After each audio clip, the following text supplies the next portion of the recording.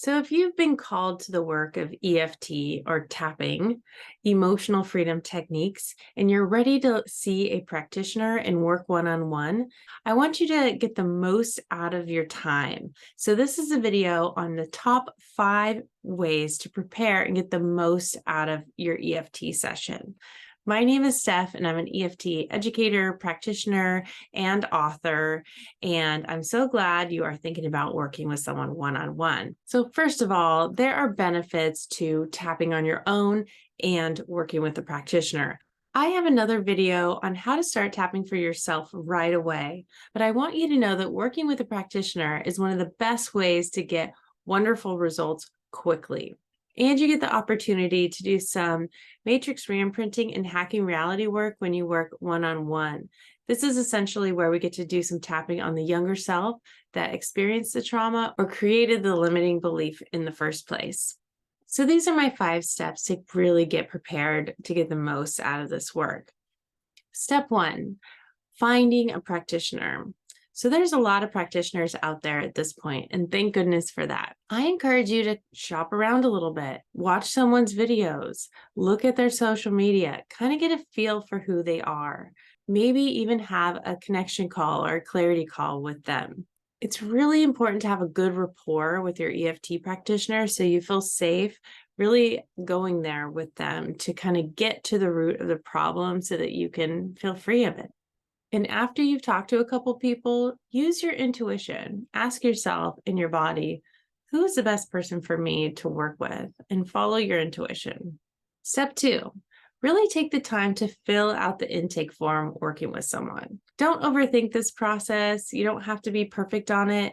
But the beauty of filling out the intake form helps you get clear on what you really want to work on. How do I want to feel better? What is my goal here? And once you're clear with that, that will help your work together go so much smoother. With that being said, we always go with the moment. So you could have the perfect plan to work on all these things.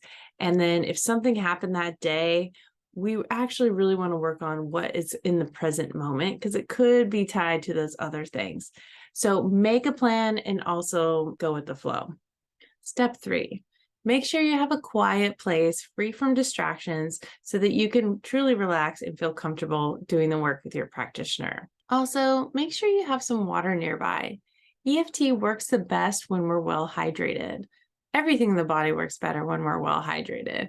So make sure you have some nearby.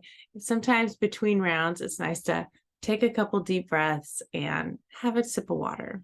I know a lot of people are burnt out on Zoom after the pandemic, but it's still a wonderful way to work long distance and really work with anyone around the world. You, of course, can still use Skype or FaceTime or even have a phone session. But if you are going to use Zoom, make sure you familiarize yourself, get all set up, and double check your sound and your video just so that you don't waste your precious practitioner time fumbling with some technical difficulties.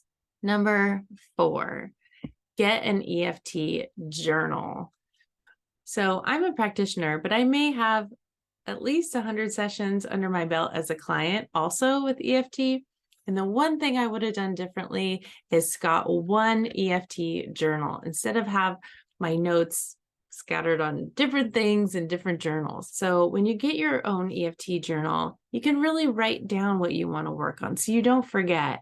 You can date things and see how far you've come. When you have EFT sessions, you're going to have insights, you're going to have aha moments, you're going to be able to record different affirmations and statements you're working on and working towards. And you can keep track of the goals you're working on and really see how far you've come.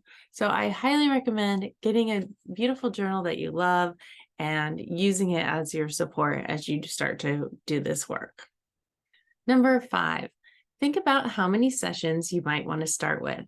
I added this in because I get this question all of the time. EFT tends to work so well that there is such a thing as a one-session wonder, but it's not typical. I've had clients have success stop smoking in 6 sessions.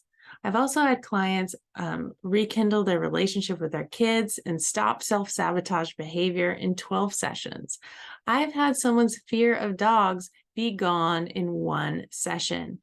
So it kind of depends on what you're working on. If you are working on something that's been a reoccurring theme your whole life, it's probably not a one session wonder. We're most likely going to find multiple memories to work on and gradually get some progress.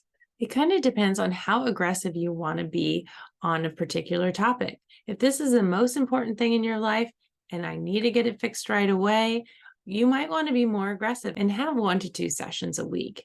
If you're thinking about just emotional well-being and maintenance, maybe once or twice a month might be a better fit for you.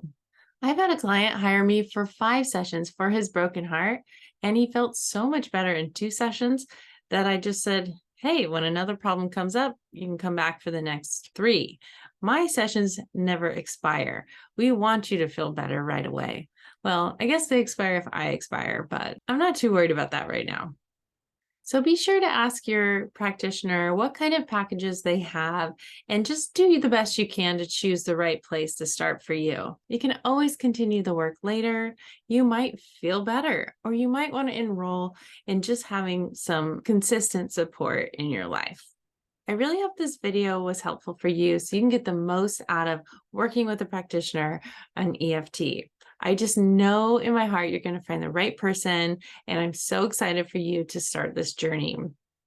If you think that I might be the right person to work with, feel free to book a clarity call with me. I'd love to chat with you.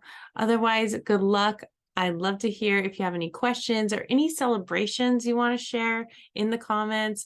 How is EFT helping supporting your life? And if you got something out of this video, please like or please share it with somebody who might be on the fence and a little unsure about starting this work. Again, my name is Steph, and thanks so much for watching, and take care.